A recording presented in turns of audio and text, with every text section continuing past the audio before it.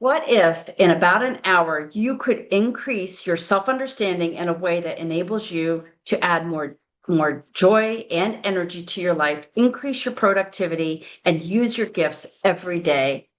It's possible, my friends. In this episode of Catholics on Campus, I'm going to introduce you to the 6 types of working genius and help you, and with the help of a special guest, you'll learn how this assessment can jumpstart how you start and can jumpstart how you enter and engage with teams, coworkers, and others.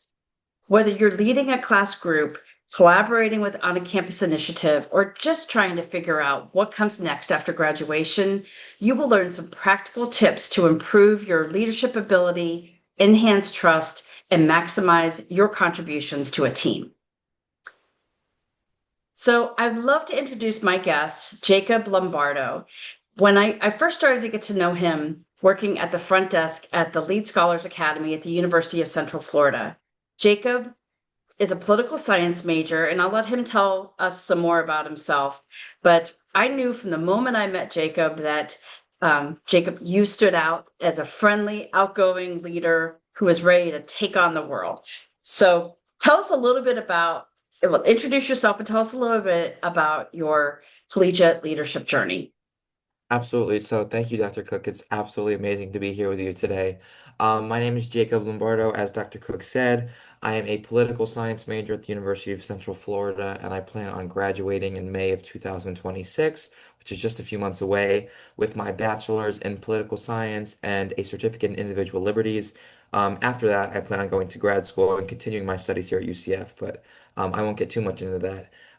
But yes, so my collegiate leadership journey really first really took off when I got into the Lead Scholars Academy. I told myself when I applied for college that really I would really deep dive in leadership initiatives. That's what I wanted to do. I didn't have a great leadership experience in high school. I was a COVID child, freshman year of high school, which was an experience all of itself. But I didn't really have much leadership. I dual enrolled in high school, so I got my associate's degree. That was sort of my pride and joy. I'm an academic person, so I loved taking college classes as a high schooler. That was really the start and end of my leadership in high school. So when I applied for college, I applied for UCF. I was a direct connect student. I told myself no matter what, I was going to take on leadership positions, student government. I was going to find a club, an organization, something.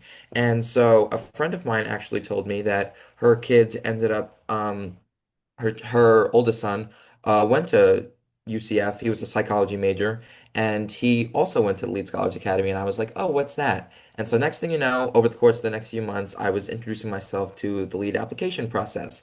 And it was a great experience. It was very introspective. It allowed me to really figure out where I wanted to go as a leader, as a young professional, as someone who's just entering college as a freshman. It was a really great experience. And then I ended up getting here. Yeah, my leadership journey started with Lead Scholars. That was the first leadership initiative I took on coming into college with a small class of, what is it, about 200 other freshmen with me. Truly, it is a great experience. I'm in my second and final year with the program, and I was also with a rather small fellowship last year during the election that we had that dealt with civic engagement and nonpartisan initiatives, that kind of thing. And then after the election, I was a little tired after that. I was a little tired after all of that, and I decided I wanted to do something sort of out of my comfort zone. And so I ended up approaching the director of Lead Scholars Academy, Dr. Malloret, and seeing if she had any opportunities or she knew of any opportunities around campus where I could get involved via a job, an internship, or fellowship, whatever the format would look like. And so she pointed me in the direction of Lead Scholars right in my own backyard. And she asked me if I was federal work study eligible. Did I know what that was? I had no idea. Long story short, we get through the grapevine. I was, and I am. And I started working at the Lead Scholars Academy in January of this year, January 6th of this year, actually. And I've loved it ever since. I decided to come back for a second semester. And I absolutely love it. So that is where I sort of first got my jump off into the Lead Scholars Academy.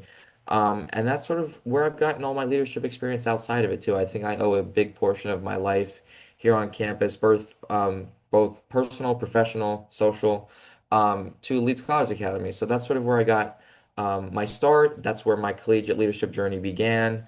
And I have a feeling it's gonna really help me in these next couple of months. These last couple of months of lead scholars are going to really come in handy. Yeah. So tell us about some of the other things you've done outside of the classroom. I know you've been involved on campus and Absolutely. outside of things. What have you been doing? Absolutely. So I was with a small fellowship called Engage the Vote last year, and that really prepared me for the leadership positions I planned on taking with the Lead Scholars Academy. And then in February, I attended my first political event for local politics here in Orange County.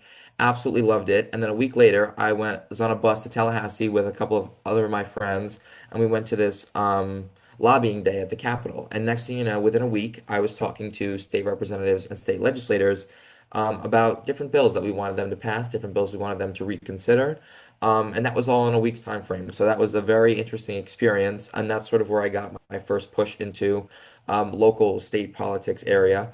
And then so my journey in the field, because I'm a political science major, I worked with Congressman Maxwell Frost over the summer via the Democracy Summer Program. I'm a member of the Orange County Democratic Party, and I also now work as a student fellow for the Orange County Democratic Party itself. So I'm really involved at the local level. I think it really last year's election showed me that we've sort of neglected local leadership, and we've done a bad job of building a bench of candidates and people who really will take on the reins of what happens at the city council level, the county commission, the state legislature. So that's sort of where my focus is now. But I'm also a resident assistant at Lake Claire here at UCF.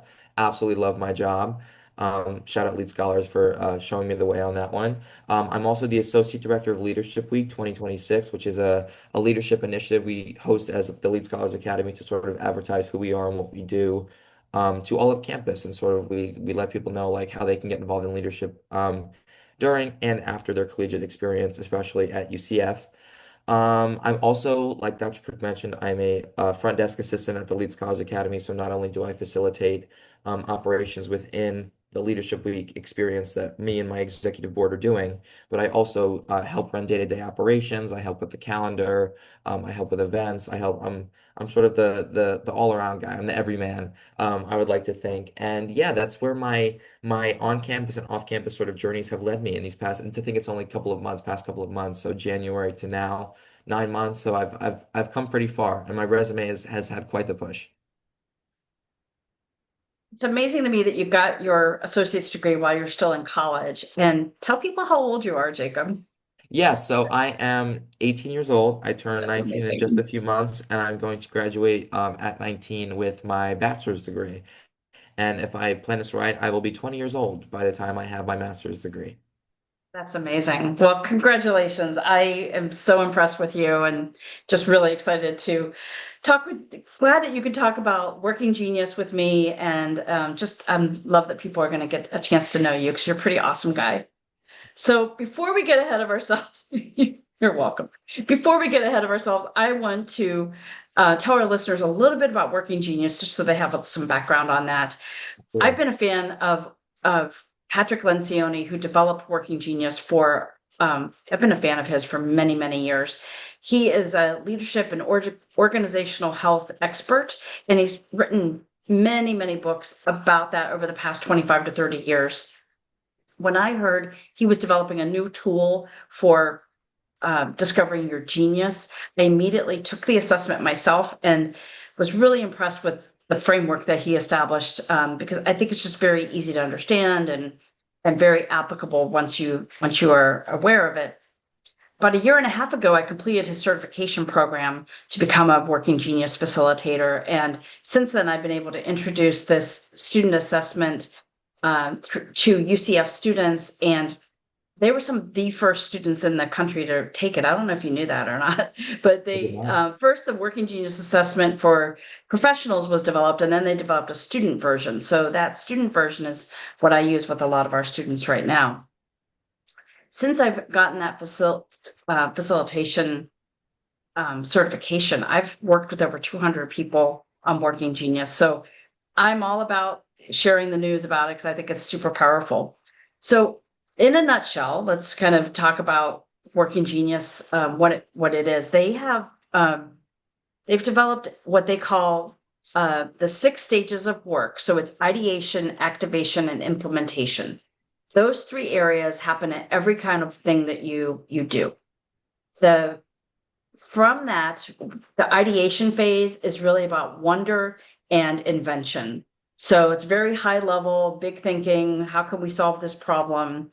Next is discernment and galvanizing, and that's what are the most workable ideas? What makes the most sense? How do we approach this the solution that we're picking with the most energy? And galvanizing is about inspiring others to join your effort, to use those bursts of energy to create some sense that we're moving forward on this particular area. Then at the lower levels, we think about enablement and tenacity. And those are the areas where you can help bring things forward, respond to the need, and have a steady energy to involve others and get things done. And then the last one is T, or tenacity. And that's where you kind of land the plane. You're like, okay, these are the things we need to do to get this thing done.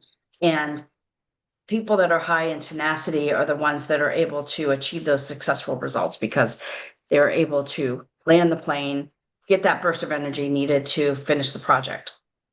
What's genius about this working genius is that WIDGET spell widget. And I love that because it's, we all talk about being a cog in a wheel or that kind of thing, but it elevates it because you're not just, doing what you need to do, but you're just discovering what are your geniuses and then putting those to work. Absolutely.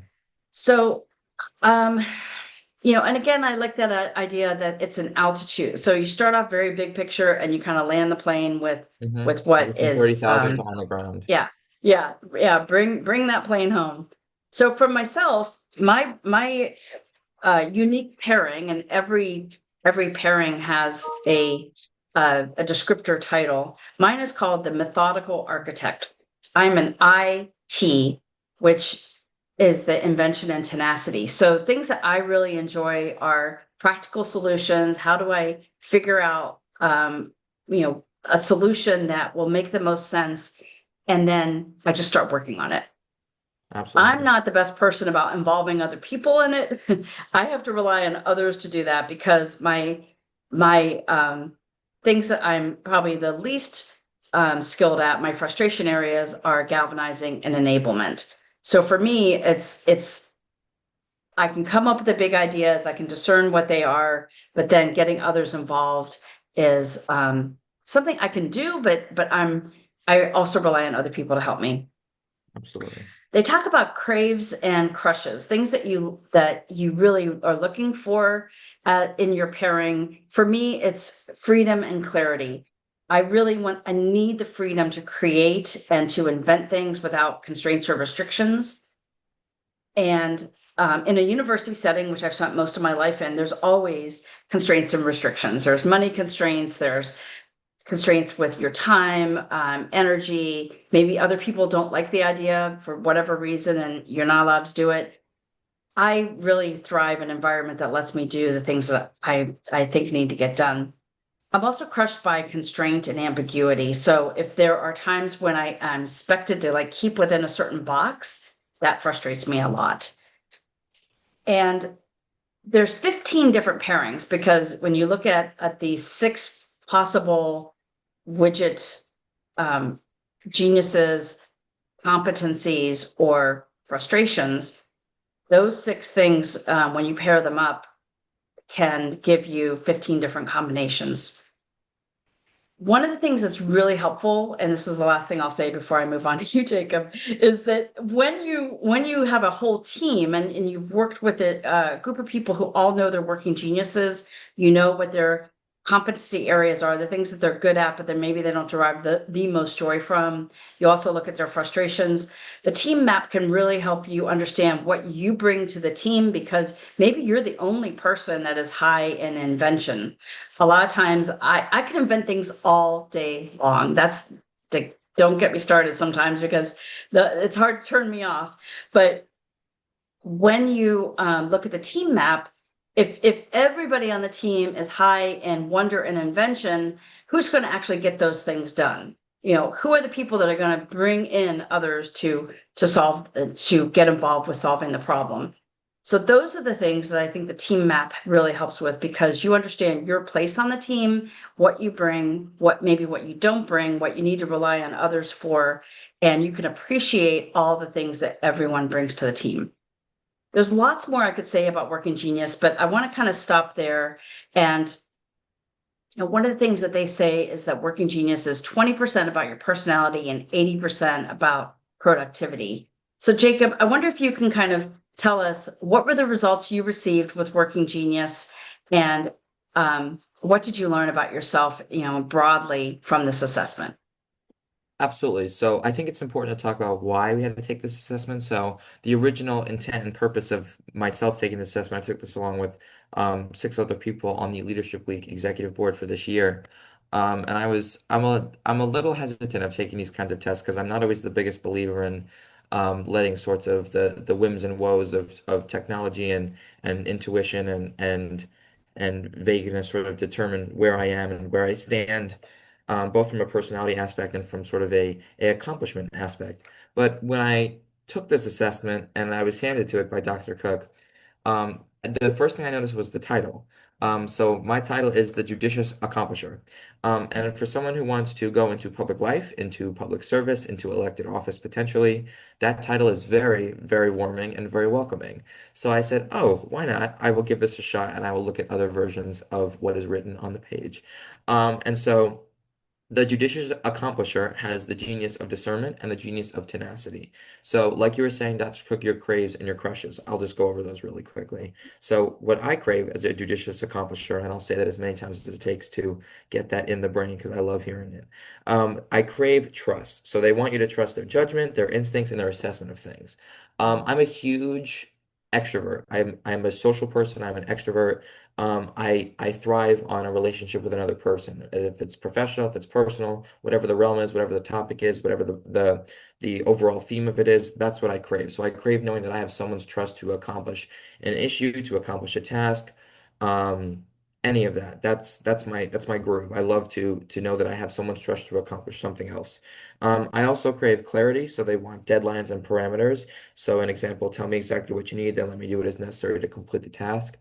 I would say I think that happens a lot in the work of political science in terms of like if it's a task of going out door knocking, about making calls, about making a spreadsheet of event planning, that kind of thing. But I'd also say that it's super important in the realm of group work, I think, in the program that I'm in, and that you're also part of Dr. Kirk Lead Scholars. You know, a big part of our leadership development courses rely on group leadership and sort of figuring out the woes and whims of how to tackle that, you know, as a 6 or 7 person group, whatever the number is.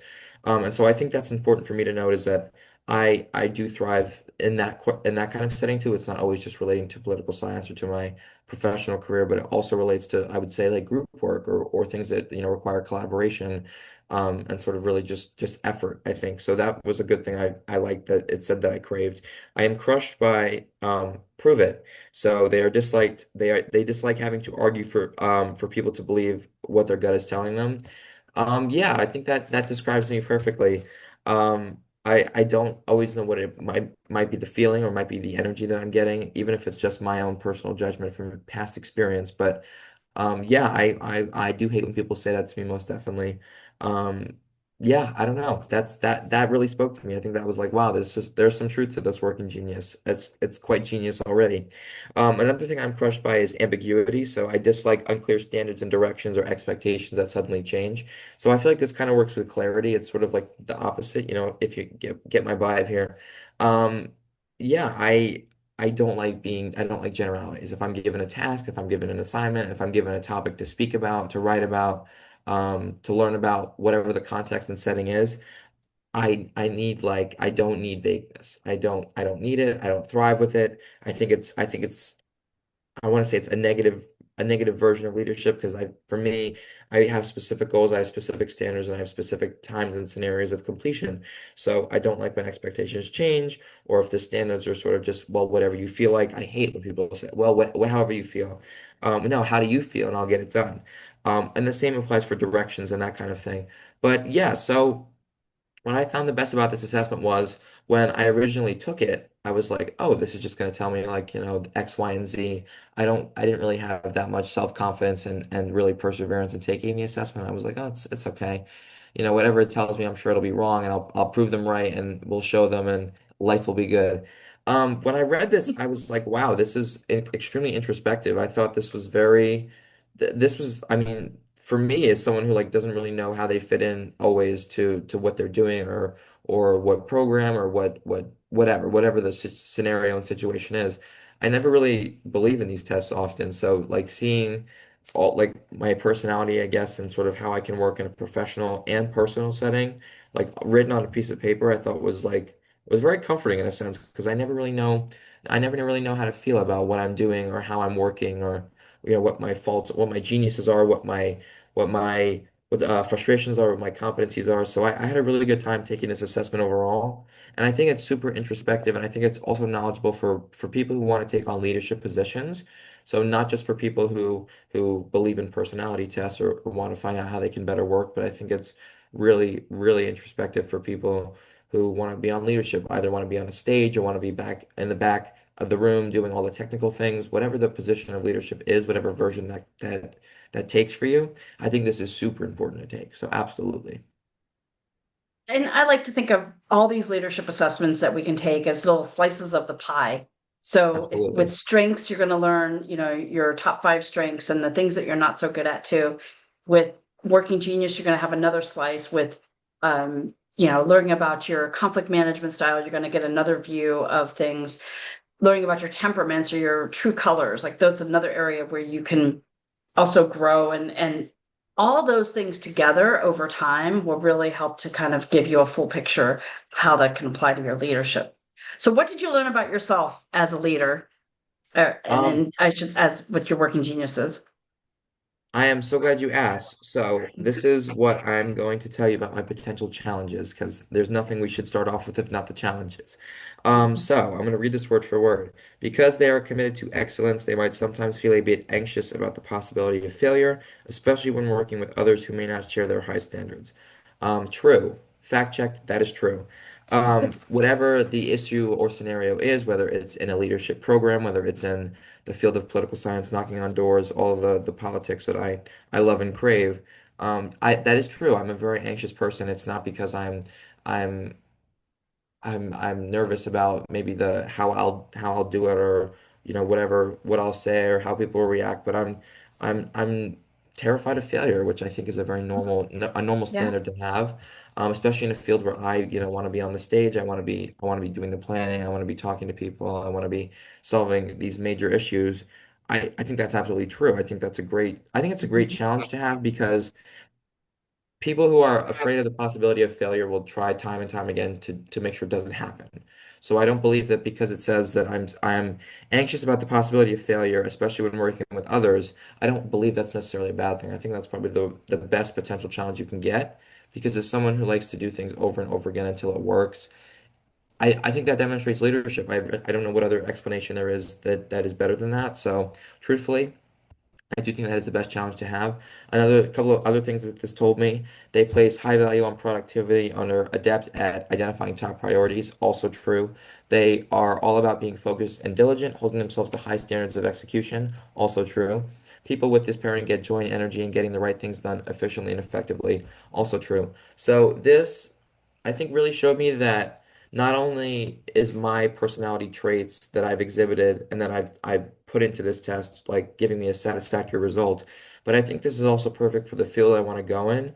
And as someone who gets nervous often about the possibility of failure, really not finding the right groove or the right time or the right job or the right boss, the right scenario, I think it was really important that I actually read this and comprehend what it's saying because I don't always have the best confidence in myself. I'm a very high energy person. I'm a very social person, but I mean I like to say like fake it till you make it. So like I don't always have the right nuts and bolts or the right boots to walk myself, down the street on, but I always I'm sort of nervous a little bit about trusting myself, my instincts, and my goals. And I think what this assessment did for me was it really reshaped my ideas in a professional setting. It didn't just tell me like, what my favorite ice cream flavor is or what my favorite color is, all the sort of things that, can make a personality type, if you will. But I think what this assessment did is it showed me that professionalism in my how I execute the sense of the word is not always a bad thing. I think when I think of professionals, I think of people in suits. I think of people who, have been in a certain business for 20 plus years. I think of people who, are very, very high functioning, very, very successful. And I think I've tried to measure other people's success as my own. So I think this assessment has really helped me lay the groundwork for how I want to be successful in my own way. So I think that was a major strength of this assessment. Absolutely. Yeah. Well, you know, it validate when you have those feelings of angst or, anxiety about this or that, it gives you a sense of, well, this is natural. Of course I do. Right. There's no shaming, no blaming. It's really about, where you are on your journey and what kinds of, those are going to be feelings that you might feel naturally. And then to overcome them, it's really about, having a learning mindset. Of course I'm new at this. How could I expect to, have the same competency as somebody who's been doing this for 20 years? Setting those high standards for yourself with can lead to perfectionism. And then there's a whole bunch of things that can relate to perfectionism. So I think it also can help with some of that in just maybe releasing a little bit of that shame and guilt that could come up when you're a little hard on yourself. Would you say that's Absolutely. true? I would say that is true, in fact. Yes, absolutely. I think you hit the nail on the head with that one, Dr. Cook. Yeah. Yeah. Well, let's so I know that your top two is discernment and tenacity. Is that right? Yes, that's correct. Okay, so it's a little different from mine because I'm invention and tenacity. But talk about how does discernment help you to make a smart call or avoid a misstep? Can you give an example of a time when that happened? Yeah, so I actually do have a good example, and I think it relates to also how we originally met. So in late November, December, I was given a choice. So that is when I actually found out via Dr. Malaret that I was eligible for federal work study, and I had the opportunity to take a job on campus. That was before I decided on lead scholars, of course. And I also had an opportunity to continue my work with the fellowship that I was in post-election cycle. And it was a lot less money, um, which wasn't my prime motivating factor, but it was a factor nonetheless to consider. But I also wasn't sure. I don't know. I was unsure of how to proceed. I could, try to fill the sense of need and of activity that I got from that fellowship, and I could pursue it again in another semester. I don't know what form it would take. The election cycle is over. We're not mobilizing voters. We're not talking about issues they care about. They made their choice. And now, I don't really know what that would look like, what the fellowship would look like, but nonetheless, they offered it to me anyway. Um, and I also had an opportunity to see like what life would look like with a job on campus. I'm looking to explore professionalism, how to get into that as a deep dive on campus life. I'm looking to see how I can sort of improve, how I can really boost my resume, how I can become a prime candidate for a position, whatever the role I decided to take on was. And that was my discernment. I had to decide whether or not I was going to continue my work with the fellowship on campus or continue it in another capacity off campus, or I could stay on campus, work an on-campus job that might not relate exactly to what my major is or what my goals are. But at the end of the day, it was my choice to make. And so when Dr. Malaret informed me that I was work study eligible and she was looking for people to fulfill the role of front desk assistant at the Lead Scholars Academy, that was my choice. I could have stayed with the fellowship, or I could have worked with another one that dealt with the same issues and causes that were passionate, and really have formed my life. Or I could, just take on the leadership position. I could see what's out there. I could really deep dive. I didn't really know anyone in that were also working in the Lead Scholars Academy at the time. I wasn't really friends with anybody who outside of my circle in my dorm. Um, that was my discernment. I had to decide whether what I was going to do, and I ultimately decided that even though it was going to be less money, the hours were more conducive to my schedule. I was really interested in pursuing a leadership position with Lead Scholars itself, as it was going into my second semester, and also I had to think about what I was going to do in my second year, second and final year. And my discernment really told me that I should just go for it, and I should really take a job with you guys.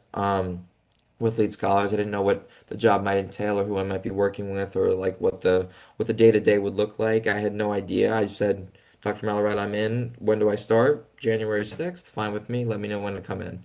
And that's how I got my start. And I think it's really important to note that like discernment is a personality trait. I make all decisions throughout my life. I make them in professional settings. I make them in personal settings and social settings. If in the realm of in the real politic and what I want to do, discernment is a very important trait to have. But I think it is important to note that that's how I got my start here. That's actually how I got my start with you, Dr. Cook. That's how I got my start Yeah. with the Working Genius, with True Colors, with all these great assessments, with all these great people. And yeah, I've been working at the Leeds College Academy now for almost 9 months. And I think that's a time when discernment really helped me avoid a misstep and make a smart call because as I found out later, the fellowship actually ended up relocating to another county in the Oh, state. So wow. it wasn't offered for the extended time that they originally had said. So I think I made a really smart call, Yeah, absolutely. 100%. And what does tenacity look like in your day to day? Are you somebody who thrives on finishing things and how do you manage that? Yeah, so I would say tenacity definitely is a trait that I execute a lot of times in my day-to-day life. I like to take on a lot of personal projects. I like to help with projects throughout the Lead Scholars Academy, whether it's as my position at the front desk or whether it's for my class. And a big part of my job at the Orange County Democratic Party is to help execute events that they help host, that they facilitate, whether it's the event stages, the planning stages, the invite list, the really behind the scenes of what it takes to plan something like that or to really execute it to perfection. I think tenacity really helps me with that because I've always been sort of the finisher. Like I take pride in making sure the slides of a presentation are the right font, the right color, have the right information. I like to make sure that we call everyone we possibly can to see if they're able to attend an event. I like to see what we can do about posting on social media about, a cause or an event that's happening that I want to make sure gets to the finish line the way I want to see it. So I think tenacity is something that I'm glad is in my genius because I like to think it's something I'm a little genius at. So yes, I do thrive on finishing things. I like seeing them to the end, showing them to as much perfection as I possibly can. I think how it shows up in work specifically is like I said, is with making sure that whatever my role is in a certain project, in a certain idea, that I make sure that the first and last question I ask is how do I finish it and how do I finish it to the standards I want to. Yeah. So that's my goal. I think tenacity has really helped me in a lot of leadership positions I've been fortunate to be in, both before and after the Lead Scholars Academy. It's how I got my associate's degree at 17. It's how I'm going to get my bachelor's degree at 19, and it's how I'm going to get my master's degree at 20. So yeah, Awesome. So how do you balance the need to get things done with the also the need to kind of pause and reflect? absolutely. So I think. A big part for me is while I would like to say tenacity and discernment have really pushed me forward and really allowed me to take on leadership in any and all kinds of settings. I think burnout is a real thing. I think it's a shame if we didn't if we ignored that, if we didn't really, take time to think about what it does to our mental health, to our physical health, to our personal lives and relationships. So I think I do want to just make a point that having these traits is a good thing, but pausing and reflecting is an even better thing because I think a lot of times in leadership, people look at the resume, they look at the actions you took, they look at the steps, and it's sort of like you go from one lily pad to another. You just keep jumping and jumping and jumping until you get to wherever you want in a certain project or a certain goal. But I think it's important that we as leaders, we're taking this test to find out what kind of leaders we are in whatever setting we choose to be. So I think it's important that we understand that every leader, like they need a minute. They need a minute to just take a breather because no matter Yeah. whether it's something you're enjoying, something you're doing for your job, something you're doing for your social life, whatever the need is, you have to make sure that you are recognizing that Rome was not built in a day, so you are not either. Like you do not have to go 5,000 miles an hour and then hit like you hit go 5,000 miles an hour, hit the brakes, you're going to have serious impact. So it's important to really understand that, leadership is built brick by brick and it's built on the choices you make, but that doesn't have to be all in a single day. It doesn't have to be all in a single second where you feel like you have no idea what you're doing. So I think it's really important that you do get things done as a leader. That is what leadership is in whatever sense you choose. But the need to pause and reflect is super important, especially in the year 2025 when, we've seen what mental health does, we've seen what physical strain does, we've seen what all kinds of issues where you never really have a moment to stop and reflect can do. So I think it's really important that you have rest days. You really take care of yourself. You don't always have to be on the computer answering emails. You don't always have to be answering, phone calls. You don't always have to be doing assignments. It really is important that you prioritize yourself because that's how leaders grow. You figure out what works for you. And you don't always have to take a week sabbatical and go to the spa. Not what I mean. I just think it's important to recognize that, you're a person. You are of value. Your accomplishments are valuable, but you are the top value you have. So it's Yeah. important to treat yourself as the best asset and the best version of leadership. You only have one life. You have to live it to how you choose, but it's also important that reflection is key, and reflection is how you become a better leader. It's how you become a more well-rounded adult, I would argue, especially for someone who just entered adulthood myself. Thank you. Now, your two competency areas are enablement and wonder. So Yeah. tell us how those show up for you on the daily. So I think for me, I might not always be the best guy to talk about creating a brand new idea from scratch. I've never claimed to be any sort of massive Bill Gates genius. But I think for me, wonder is great because as someone who wants to enter the political space, having an idea, even if it's at 30,000 feet of the plane itself, I think having an idea is sort of the foundation in a way, even though it's in this assessment, in this scenario, you're going 30,000 feet. I would argue it's also the foundation of where you start.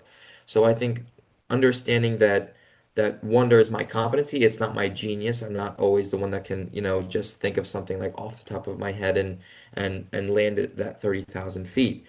But I think it's important to know that, I can provide support to people who come up with an idea. I can help, imagine it with collaboration and with effort from other people. I think wonder is really the building block of how you get started in whatever your field is. If it's business, if it's science, if it's politics, if it's history, if it's mathematical, whatever it is, I think it's important to know that you might not be able to go from 30,000 feet to the landing of the plane itself, but you can have a building block, have an idea. It's where all issues really come from.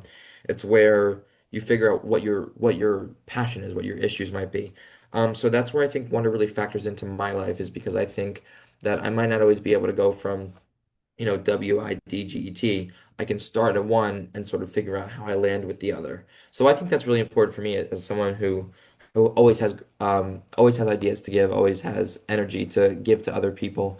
And I think wonder is super important. In terms of enablement, I really think it comes into a sense of of support. Wonder is a good thing to have in terms of, creating an idea, asking questions, contemplating reasons for doing something. That's a fantastic trait to have, and I'm glad to have had it. But I think enablement really shows how you, even if it's not in a group, how you work as a leader, how you work whatever field you're in terms of supporting people what they need, whether that's a business plan, a policy plan, whatever it is. Um, Team members, effort, like the sort of collaboration, I feel like is where enablement comes in most handy because Yeah. enablement is how, ideas spread because I feel like ideas, not every idea was from one person that, one person started it, one person finished it. People have partners, people have acquaintances, people have people who are willing to help them finish the job and get to the finish line. I think that's where enablement sets in because you have to understand that when you are a leader, you're not only leading yourself towards a goal or a victory, you're leading other people or other ideas, other reasons, other specificities. And so I think it's important to just understand that collaboration is the best form of enablement, I feel, because even if you're not the best at working in a group, you can tell people your ideas, where you came from, and they can help work with you on it. Yeah. Well, just in watching you, I see that you're really good at gathering people in and saying, let's do this, and getting them excited about something, even if maybe it wasn't something they thought they would initially want to do, they because you're excited about it, they get excited about it. So that's one of the things with enablement that I really love. Again, I don't have that, so I have to rely on people like you to say, yay, let's do this, and Well, I'm happy to get take the people call. I'm involved. happy to answer. So the last area we'll talk about is your frustration areas, and that's Really. galvanizing and invention. So what what do you notice about yourself with those two areas that may be of frustration? Yeah, so I think for me, like galvanizing, in terms of like rallying and motivating people around projects, it says it's a frustration, and I would oftentimes agree with that, but I also think there's certain exceptions. But in terms of like rallying and motivating people, I think it can be a frustration in the sense that, I might be the one who wants to have the idea. So I think I might be the one who wants to finish the project. I want it to be about my version, about my idea. So I would agree that it is a frustration, but I wouldn't agree that it's necessarily a negative for me in terms Yeah. of leadership, whatever sense that may be for, your listeners. For me, I am a perfectionist, if I'm not the first to admit so. I like to see my idea done, my version, my way. But Yeah. that's also a roadblock for me because I feel like it's important to hear from other ideas, other people who experience different forms of leadership. So that's an issue of mine. That is a frustration I would definitely agree with, but it's something I am working on as a leader. So I will go a little bit into that. So I think galvanizing that can be an issue of frustration, not necessarily getting people to hop on. I feel like I'm pretty good at selling an idea. I think it's the Mhm. version I want to sell that is a frustration for me, because it's mine. It's mine. Whatever it is, it's mine. I did it. I want it. I want to see it done. But that's also where I think collaboration comes in because it's not about you. It's about the topic. It's about the topic you're focusing on. It's about the energy you want to put into the work. It's about who you want to do it with. So it is a frustration, but I wouldn't say it's a negative for me personally. In terms of invention, yeah, I'd absolutely agree with this one. So, invention, for definition, coming up with novel ideas and solutions to solve problems and address issues. I do not always have the most genius and novel idea in the room. I will probably also be the first to admit that. Whatever idea I might have, it might be a replication of something done in the past. It might be a modification of something that is being done now, how I would do it differently. So I would argue that even though I want to go into politics, even though that a lot of politics is about creativity and solving issues, depending on whatever the level of the issue is, municipal, statewide, federal, whatever it is. I don't know. I don't always like to believe it has to be this original form of thought. I think issues evolve over time. I think everything really can expand and it can grow. So yes, invention is definitely a frustration to me. Really, like in terms of a group project, if my professor were to say, come up with an idea for a service learning project by tomorrow 11:59 p.m., get back to me and submit it, I might have a question mark on my face. I might not know what to do. I might not know what form of leadership. This also goes with my working genius. I crave trust and clarity, and I am crushed by ambiguity in the word prove it. So I think they all kind of work one and the same. And so yes, invention is definitely, I would say, more of a frustration for me than galvanizing, only because I might not always have the original thought, but I'm the executor. I'm the one who likes to Yeah. help see it through. And so there are people like yourself, Dr. Cook, invention is your forte, is your strong suit, which is fantastic. It's not mine, but I'm happy to help in whatever way I can with it. So invention is a frustration, um, but it helps because I'm a huge collaborator, I think, at heart. So even if I don't have the idea, I know someone who will. I know someone who wants to see that idea persevere through, and I'm happy to get on board with it. Well, that's interesting. The when we looked, if I recall correctly, when we looked at your team map for the executive committee for Leadership Week, Yeah. don't think anybody was, there was one person on the team that was high in invention. So that was a frustration area for a lot of you, if I remember correctly. Yep. So, That's exactly uh, right. you know, and that's okay because this wasn't a year that we needed to create a whole bunch of new things or do that sort, that Right. that it was good to just rinse and repeat in a number of ways, Absolutely. improve where you can and make some effort in those ways. But for this particular group, it probably was okay that they weren't high in invention. Absolutely. So I'm wondering, what are some things that, kind of looking at Working Genius as a whole, is there anything that you can point to that you've either stopped doing or started doing because of the insights that you've gained? Yes. So I think when I originally took this assessment, I was sort of weary, like I said, of like where it was going to go for me in terms of how it was going to describe me as a leader because I'm a very like self-defining person. I don't really like to hear what other people always have to say about me or what online assessments like to print out about me. But I think what I started doing, when I was reading this, the judicious accomplisher mindset and the description and the craves and the crushes and the challenges, I think I really started to look at myself and started to figure out like why do I always have to like let people tell me how they want it done or like how they like I am a leader of my like I'm a leader of my own path. So I think what I started doing once I really finished this assessment and read it in full, and really figured out what it meant for me going forward was I started like really trusting in myself more, I would argue. I think it's super important that we as leaders recognize that we might not always have the first forethought in the room. We might not always be able to see the execution to 150%. But at the end of the day, that we are leaders. We are people who have a passion. We are people who have drive. We are people who have intuition. We are people who work at the end of the day to see our vision sought through. And so for me, um, what I started doing after I read this assessment was I started having more self-confidence, I think. I think that's a huge factor Yeah. for me because I am someone who is interested in taking on leadership positions, yes, in politics and academia. I'm someone who wants to see those positions taken over and sought through and really done the way that I think they should be done. But I think it's important to note that I might not always have um, the most self-confidence. I might not always be the one who can stand up in front of a room of 50 people and say I did this, that, and the third, and here we are today. Although I argue I've worked quite a lot on that since working for you, Dr. Cook. Um, but yeah, I think that's a huge thing that was for me is deeply personal. Is my self-confidence. I've struggled with that quite a lot throughout my life.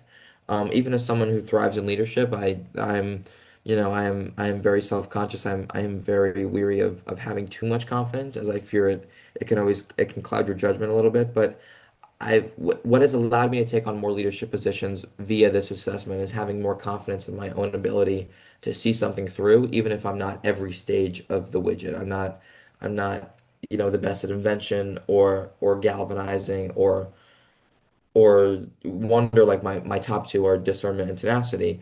But I don't have to be at every stage, every step of the way, every part of the play to figure out where I fit in. So I think that was important for me going forward, looking past this assessment. Thank you so much. Yeah, I appreciate everything you said and appreciate your vulnerability with, just sharing that you don't feel 100% confident all the time. That's it's very common. Um, and that you're willing to kind of rethink some of those lies you might be telling yourself so that you can say, no, there's Definitely, no reason that I should be feeling that way, right? definitely. So that's huge. And but we're as we wrap up here, I want to kind of just ask you a couple of last questions. Yeah, go ahead. Um, let's see. I know that you're looking into grad school. You mentioned that a little bit ago. Tell us about your dream job and how that could relate to your working genius.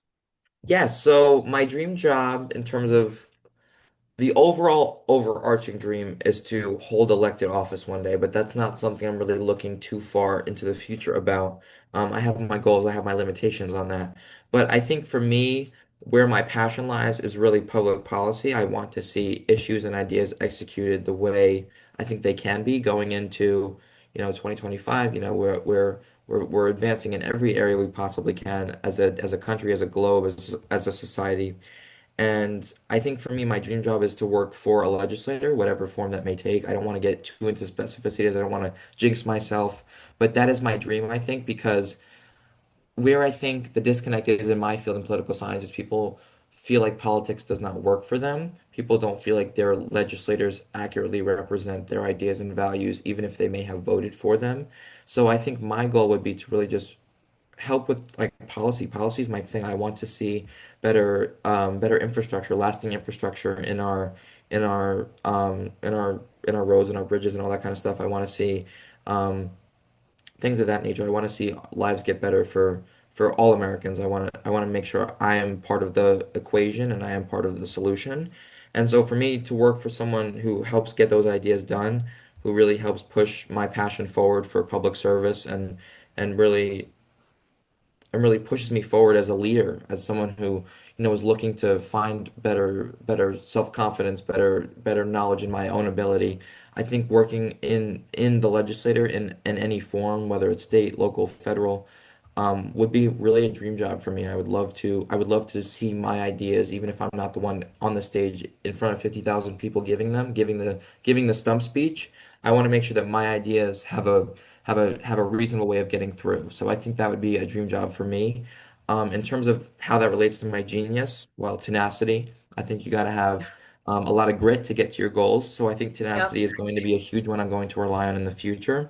And I think discernment is going to be a lot about judgment calls. And I think it's Mm. important to note that, politics, that's really what it is. It's not always about making this like utopia of a perfect world. That's not what at all what I think politics is. I think it helps us create a version of a better world, but I don't think that it's ever about creating this perfect sort of flatlined reality. I think that's not the way of life that I would want to live in. I think it's about making things better over time. So I think having the not the right judgment, but I think trusting your judgment is something that a lot of politicians I fear lack, and a lot of people they don't have trust in the people that are in their offices because of their judgment. And I think it's important to recognize that not everyone's judgment is perfect, but it's what they do, it's what they did, it's how they feel. And I think judgment is going to be a really important part of my leadership journey going into helping elected officials run for office, helping them propose and put forward policy initiatives, and then maybe at the end of the day being a candidate myself, and having that kind of person for me is the end goal. But I think discernment and tenacity are going to take a lot of the leadership helm of my life, and I think it's going to shape my political career, whatever form that takes. Amazing. Well, any last takeaway that you would want to share about what every student needs to hear about Working Genius? Yeah, so as we close out, I'm happy to give a few more words in terms of closing. I think it's important to recognize that no matter where you stand as a leader, whether you're introverted, whether you're extroverted, whether you're the wonder, your invention, your discernment, your galvanizing, your enablement, your tenacity, or the three categories, ideation, activation, implementation, of which you fall under, I think it's important to know that like this the judicious accomplisher is not a negative or a positive. And Dr. Cook, what was yours, if I may ask one more time? It was the methodical Architect. architect. Methodical Yes. architect, right. So I think it's important to note for people who are interested in taking this assessment or people who know others who have taken such, it's important to know that these are not positives or negatives. These are more of just outlining you as a leader. And that's why there are different categories. That's why there's six different letters that spell out the word widget, because they all work in cohesion. They're all in if I will show it in this assessment, they're on a gear. They're all gears. So Right. I Right. think I think it's important to show that they all work in cohesion. These aren't people, I think, like me, who have low self-confidence, are afraid of what these tests might say. They're afraid of what the answers might be for them, or sort of how it will guide their path in the future. And I was very nervous about taking it, even though it was very low stakes in terms of the position it was for. This isn't getting published in a national article or anything. This was a personality thing. It was a how do I feel about being a leader? What role does that take? So I think anyone who's interested in taking an assessment like this, and I highly recommend it. Thank you, Dr. Cook, for letting us do it. I think they should understand that these are not positives or negatives. They are showing you your path forward, but that doesn't always have to be. You have to follow this path step by step by step. You are a leader in yourself. The number one overarching thing I want people to take away from this assessment is to believe in yourself, even if you Mhm. are surprised by your own results. Because at the end of the day, you don't need someone or a test to tell you what you are, or how you think, or how you lead. But I think it's a good map. It's a good guideline. I think it's important that leadership is about the way you approach things. It's about having that certain guide, that certain path forward. So I think anyone who's interested in taking this assessment, don't see your results or your possible results as a positive or negative, or a cloud or a stain on your leadership. Just take it as what it is. I would never describe myself as a judicious accomplisher, but someone else did that for me, and it helped raise my self-confidence, and it helped me get two different jobs. So Yeah. I mean, never doubt yourself. I mean, I'm going to the master's program at 19 years old. I'm about to be. So if there's anything that you can do, it's take a test. It's have 15 minutes think about the kind of leader you want to be. And I think that's super important for anyone who chooses to take this assessment, which, like I said, I highly recommend you do. Thank you. Well, Jacob, I really want to thank you for being part of this podcast and sharing your insights today. One of my favorite people is Saint Catherine of Siena, who lived over 1,000 years ago, but she said, "Be who God meant you to be, and you will set the world on fire." And you, Jacob, are going to set the world on fire too. I just know it. So Thank you so much, I want Dr. to. Cook. I believe in you, and I know that that's going to carry over into lots of things that you're doing. So, Working Genius can help you to recognize that you are unique and unrepeatable, and that what you bring to the table is super important. As Jacob mentioned, I'm available to teach you about Working Genius. I have some information on my website, which is knots-untied.com, which will link you to an ability to either take the assessment as an individual or with teams. And so I would encourage you to go to my website and check it out. If you have any questions, you can reach out to me by email. And if you like this podcast episode and you want to share it with your friends, I highly recommend it. Jacob, I hope you share it with your friends. Until next time, Mary Untied of Knots, pray for us. God bless you, everyone. Thank you.